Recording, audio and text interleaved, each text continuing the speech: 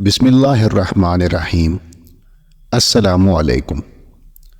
آج ہم ذکر کریں گے ملک شام کے حالات، امام مہدی کا ظہور اور نبی صلی اللہ علیہ وآلہ وسلم کی پیشن گوئیوں کے بارے میں۔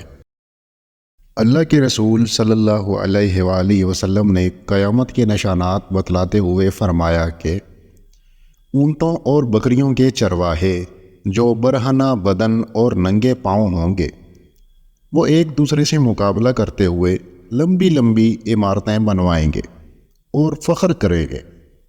یہ صحیح مسلم کی حدیث ہے۔ ریاض شہر میں عمارتوں کا یہ مقابلہ اپنے عروج پر پہنچ گیا ہے۔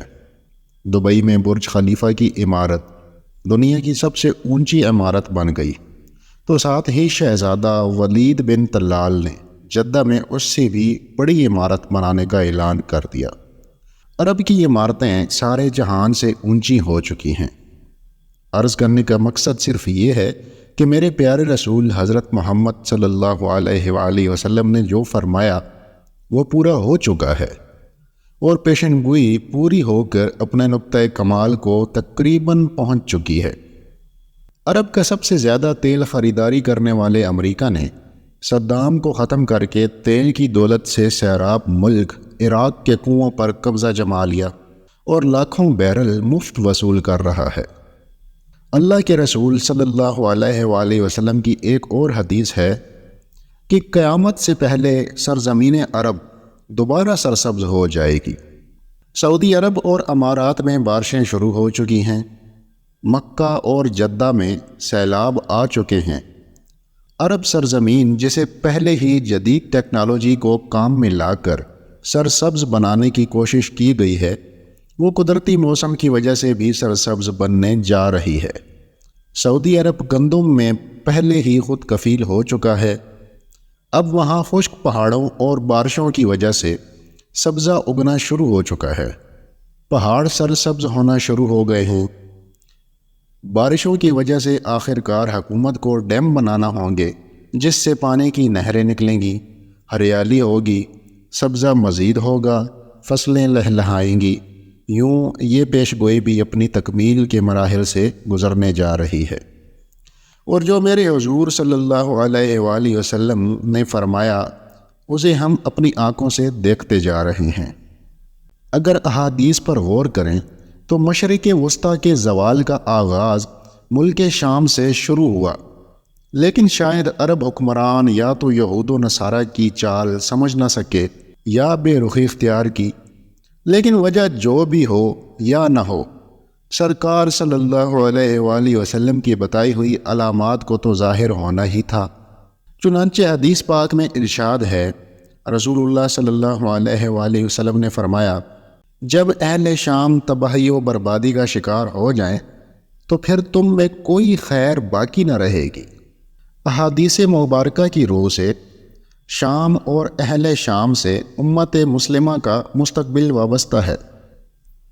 اگر ملک شام ایسے ہی برباد ہوتے رہا تو پوری امت مسلمہ کی بھی خیر نہیں۔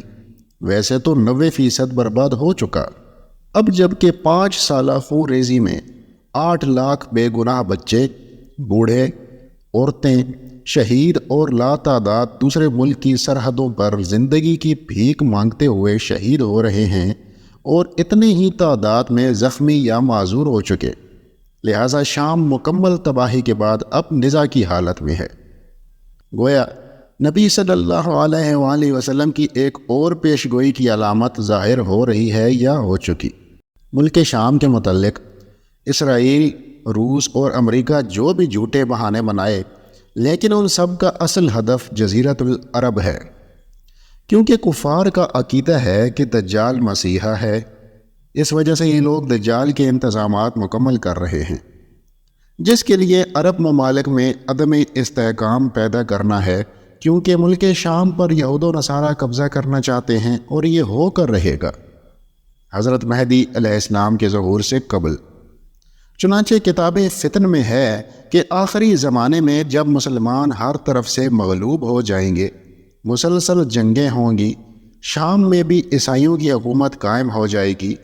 علماء کرام سے سنا ہے کہ سعودیہ، مصر، ترکی بھی باقی نہیں رہے گا، ہر جگہ کفار کے مظالم بڑھ جائیں گے، امت آپسی خانہ جنگی کا شکار رہے گی، عرب میں بھی مسلمانوں کی باقاعدہ پرشوکت حکومت نہیں رہے گی۔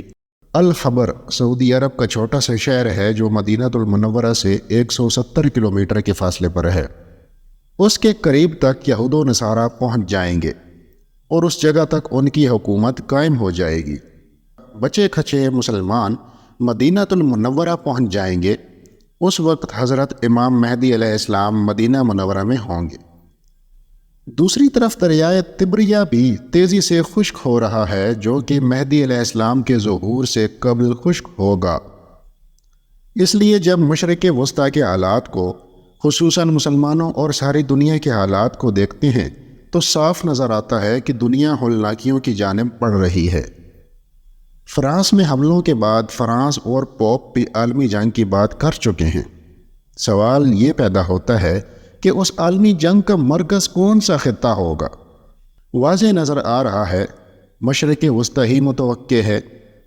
یہاں بھی ہند و پاک کی رنجشیں اور کشمکش کے بڑھتے حالات سے بھی لگتا ہے کہ غزوہ ہند کی طرف رخ کر رہے ہیں، کیونکہ حضرت ابو ہریرہ رضی اللہ تعالیٰ عنہ سے روایت ہے کہ رسول اللہ صلی اللہ علیہ وسلم نے ارشاد فرمایا، میری قوم کا ایک لشکر وقت آخر کے نزدیک ہند پر چڑھائی کرے گا اور اللہ اس لشکر کو فتح نصیب کرے گا، یہاں تک کہ وہ ہند کے حکمرانوں کو بیڑیوں میں جگڑ کر لائیں گے۔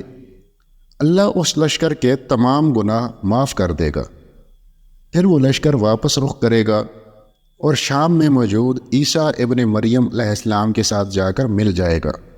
حضرت ابو ہریرہ رضی اللہ تعالیٰ عنہ نے فرمایا، اگر میں اس وقت تک زندہ رہا تو میں اپنا سب کچھ بیچ کر بھی اس لشکر کا حصہ بنوں گا، اور پھر جب اللہ ہمیں فتح نصیب کرے گا تو میں یعنی ابو ہریرہ جہنم کی آگ سے آزاد کہلاؤں گا۔